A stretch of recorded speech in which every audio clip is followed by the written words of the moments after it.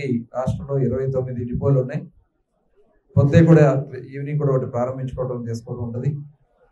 ఎక్కడ అందుబాటులో ఉండే విధంగా ఏర్పాటు చేయాలనేది దీని యొక్క ముఖ్య ఉద్దేశం. ఈ డిపోస్ అన్నీ కూడా పాత పడిపోయి ఉన్నాయి. అట్లాగే లేటెస్ట్గా మొత్తం కూడా ఏంటంటే ట్రాక్ అండ్ ట్రేస్ సిస్టమ్ పెట్టబోతున్నాం. టోటల్ ఏ బాటిల్ ఎక్కడి నుంచి, ఏ డిస్టిలరీ నుంచి వచ్చింది, ఏ డిపో నుంచి వెళ్ళింది, ఏ షాప్ నుంచి వెళ్ళిందని కూడా టోటల్ ట్రాక్ చేసే సిస్టమ్కి మేము ముందుకెళ్ళబోతా ఉన్నాం గౌరవ ముఖ్యమంత్రి గారి ఆదేశాలతో. కాబట్టి దానికి తగిన విధంగా అన్ని గోడౌన్స్ను కూడా మరి అత్యంత ఆధునికంగా చేసుకోవడానికి ఇవాళ ప్రణాళిక తయారు చేస్తా ఉన్నాం. జగన్మోహన్ రెడ్డి గారు ఎన్నికల్లో చెప్పారు, నేను వస్తే సంపూర్ణ మద్యపాన నిషేధం అని చెప్పారు. 2019లో ఓట్లు వేసుకుని గెలుచుకున్నారు. గెలిచిన తర్వాత దశల వారీగా తీసేస్తాను, స్టార్ హోటల్స్కే పరిమితం చేస్తామని చెప్పారు. ఎక్కడ స్టార్ హోటల్స్ పరిమితం చేసిన పరిస్థితి లేదు. రేట్లు పెంచేశారు. సామాన్యుడికి అందుబాటులో లేకుండా రేట్లు పెంచితే తాగడం తగ్గుతుందని చెప్పారు ఆయన. పర్ క్యాపిటా కన్సంప్షన్ చూస్తే 5 లీటర్ల దగ్గర 5.5 లీటర్ల నుంచి 6 లీటర్లు పెరిగింది తప్ప తగ్గల. అదే కాకుండా వీళ్ళు పెంచినటువంటి రేట్ల మూలంగా పక్క రాష్ట్రాల నుంచి నాన్ డ్యూటీ పెయిడ్ లిక్కర్ వచ్చింది. అదేవిధంగా ఇల్సిట్ లిక్కర్ కూడా విపరీతంగా పెరిగిపోయింది. పనికిరాని బ్రాండ్స్ అన్నీ వచ్చినాయి. వాళ్ళు చెప్పిన బ్రాండ్సే షాప్స్లో అవైలబిలిటీ పెట్టారు. కేవలం కొన్ని కంపెనీలు వాళ్ళ సొంత కంపెనీలకు మాత్రమే ఆర్డర్స్ ఇచ్చే విధంగా చేయటం వల్ల టోటల్ ఆ క్వాలిటీ లేనటువంటి లిక్కర్ ఇచ్చారు. మల్టీనేషనల్ కంపెనీలు అన్నీ కూడా వాళ్ళకి పేమెంట్స్ ఇవ్వని కారణంగా, ఆర్డర్స్ ఇవ్వని కారణంగా వాళ్ళందరూ వెనక్కి వెళ్ళిపోయారు. మరి అటువంటి పరిస్థితుల్లో రాష్ట్రంలో ప్రజలందరూ కూడా డైవర్ట్ అయిపోయి వాళ్ళ గవర్నమెంట్ షాప్స్ పెట్టి గవర్నమెంట్ షాప్స్లోనే నాన్ డ్యూటీ పెయిడ్ లిక్కర్ అమ్మించారు. మరి ఇవన్నీ కూడా ప్రజలు గమనించి మరి ఆ రోజు చంద్రబాబు నాయుడు గారు కానీ, పవన్ కళ్యాణ్ గారు కానీ, యావత్ కూటమి కూడా హామీ ఇచ్చాం. దాని ప్రకారం ప్రభుత్వం వచ్చిన వెంటనే, ఎందుకంటే గతంలో వీళ్ళు డిపార్ట్మెంట్ను కూడా 2 ముక్కలుగా చీల్చేశారు. సెబ్ అని పెట్టి సెబ్లోకి 70% ఎక్సైజ్ డిపార్ట్మెంట్లో ఉన్నటువంటి స్టాఫ్ అందరిని కూడా అటు డైవర్ట్ చేయడం వల్ల ఎన్ఫోర్స్మెంట్ లేకుండా పోయింది. మళ్ళీ మా కూటమి ప్రభుత్వం వచ్చిన తర్వాత సెబ్ని రద్దు చేసి ఎక్సైజ్ డిపార్ట్మెంట్ అంతా కూడా ఒకే డిపార్ట్మెంట్ కింద నడిపిస్తూ ఇవాళ పాలసీ కూడా తీసుకున్నాం. దాదాపు 6 రాష్ట్రాల్లో సబ్ కమిటీ వేసుకుని సబ్ కమిటీకి ఒక నివేదిక ఇవ్వడం జరిగింది. 6 రాష్ట్రాల్లో మొత్తం కూడా పరిశీలన చేసి ఏది బెస్ట్ పాలసీ అని చెప్పి తీసుకొచ్చి ఒక బెస్ట్ పాలసీ వాళ్ళు ఇచ్చాం. దానివల్లే చాలా పారదర్శకంగా మొన్న డ్రాలు పెడితే, అప్లికేషన్స్ పెడితే ఓపెన్గా దాదాపు 90,000 అప్లికేషన్స్ తీసుకున్నారు. 3,500 షాపులు సుమారుగా పూర్తిగా 100% అందరూ కూడా అప్లికేషన్స్ చేశారు. డ్రా తీసి వాళ్ళందరూ కూడా అలాట్ చేయడం జరిగింది.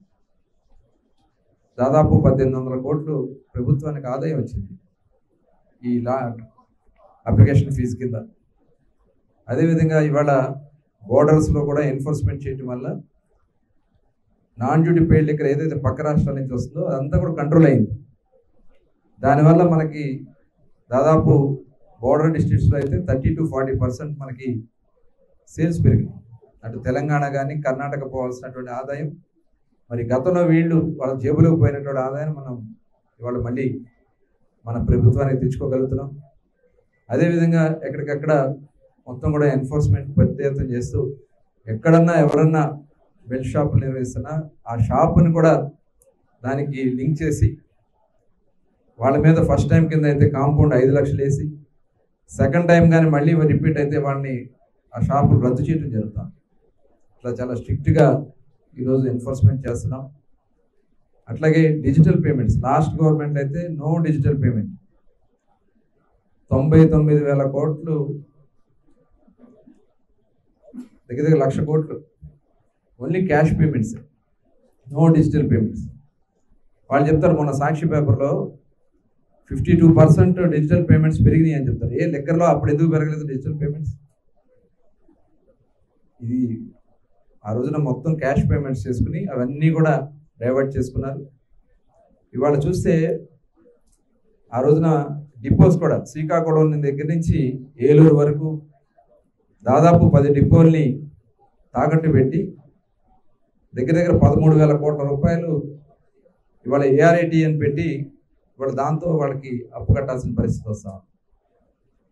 అట్లాగే మరి వెల్ఫేర్ ప్రోగ్రామ్స్ కూడా ఆ రోజు కొంత 14,000 కోట్ల రూపాయలు దానికి డైవర్ట్ చేసుకోవడం జరిగింది. ఇవన్నీ కూడా ప్రజల మీద భారం వేసి మరి ఏ రకంగా చేసేదానికి ఇవే ఒక నిదర్శనాలు. డెవలప్మెంట్ లేదు, అభివృద్ధి లేదు, ఈ రకంగా ప్రజల్ని మభ్య పెడుతూ వచ్చారు. తిరిగి మళ్ళీ వాళ్ళలో ఉన్నటువంటి జరిగినటువంటి పాత స్కామ్స్ అన్ని కూడా బయటకు తీస్తూ ఉన్నాం. దానికోసమే మొట్టమొదట సిఐడితో టోటల్ డిపోస్ దగ్గర నుంచి టోటల్ కూడా ఎంక్వైరీ జరిగింది.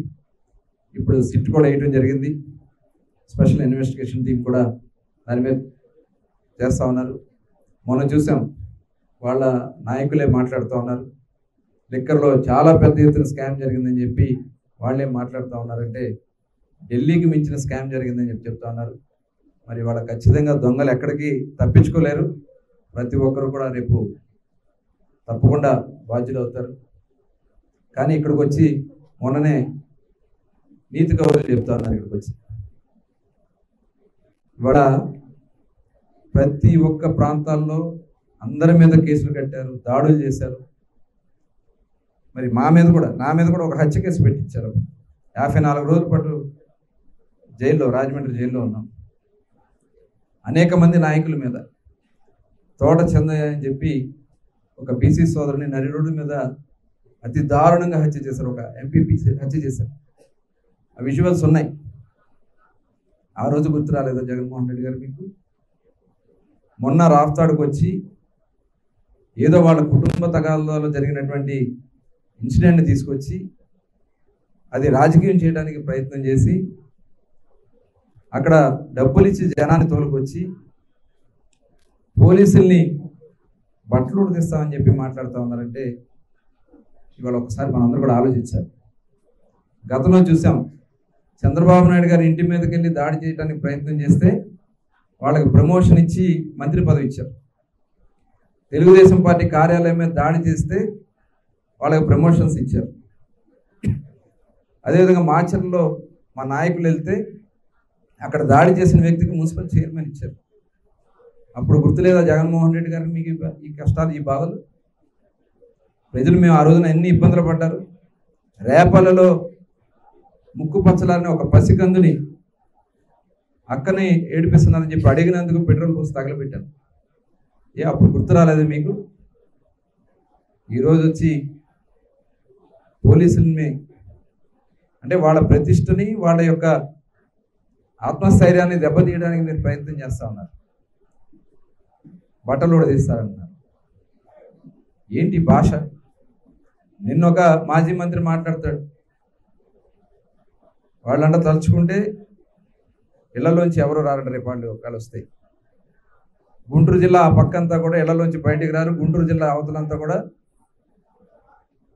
తలకాయలు ఉండలు అని చెప్పి ఒక మాజీ మంత్రి మాట్లాడుతూ ఉన్నంటే, ఒక ముఖ్యమంత్రి వచ్చేమో పోలీసుల్ని అందరినీ మాట్లాడుతూ ఉన్నారంటే తప్పకుండా వీళ్ళ మీద క్రిమినల్ కేసులు కట్టాలి, దీని మీద ఖచ్చితంగా చర్యలు తీసుకోవాలి. దాని మీద ప్రతి ఒక్కరూ కూడా ఇవాళ వాడు చేసినటువంటి చేష్టలన్నీ కూడా ఎవరు మర్చిపోరు. ఇవాళ మేము ఒక మంచి ఆలోచనతో గౌరవ ముఖ్యమంత్రి గారు సంక్షేమ కార్యక్రమాలు ఏ రాష్ట్రంలో ఇవ్వని విధంగా 4,000 రూపాయల పెన్షన్లు, ప్రతి సంవత్సరం 33,000 కోట్లు, ప్రతి నెల 64 లక్షల పెన్షన్లు ఇస్తున్నాం. గ్యాస్ సిలిండర్ దగ్గర 1,00,000 గ్యాస్ సిలిండర్కి వెళ్ళిపోతూ ఉన్నాయి. ఇన్ని రకాలుగా ఈ రాష్ట్రంలో సంక్షేమ కార్యక్రమాలు, అభివృద్ధి కార్యక్రమాలు, ఇవాళ పేదరికం లేనటువంటి సమాజ నిర్మాణం కోసం కూడా P4 ప్రోగ్రామ్ని ముఖ్యమంత్రి గారు తీసుకెళ్తా ఉన్నారు. ఇవన్నీ కూడా ప్రజలు గమనిస్తూ ఉన్నారు. ఇవాళ మేము నవోదయం ప్రోగ్రాం కూడా స్టార్ట్ చేసాం ఫిబ్రవరి 19న. నవోదయం ఆధ్వర్యంలో కూడా ఏదైతే నాటు సారా కానీ, ఐడి లిక్కర్ కానీ టోటల్ కంట్రోల్ చేయడానికి ఇవాళ అన్ని టీమ్స్ కూడా ఏర్పాటు చేసుకున్నాం. అలాగే గంజాయి మీద కూడా ఇవాళ పెద్ద ఎత్తున ఈగల్ టీమ్స్ వేసుకోవడం జరిగింది. ఖచ్చితంగా ఈ రాష్ట్రంలో ప్రొహిబిషన్ని పూర్తి స్థాయిలో అమలు చేస్తూ ప్రజలకి ఒక ఆరోగ్యకరమైనటువంటి విధానంతో ముందుకెళ్తామని చెప్పి తెలియజేసుకుంటూ మరిన్ని వీడియోస్ కోసం ఛానల్ ని సబ్స్క్రైబ్ చేయండి. లేటెస్ట్ అప్డేట్స్ కోసం వాట్సాప్ ఛానల్ ని ఫాలో అవ్వండి. ఆ లింక్ డిస్క్రిప్షన్ లో ఉంది.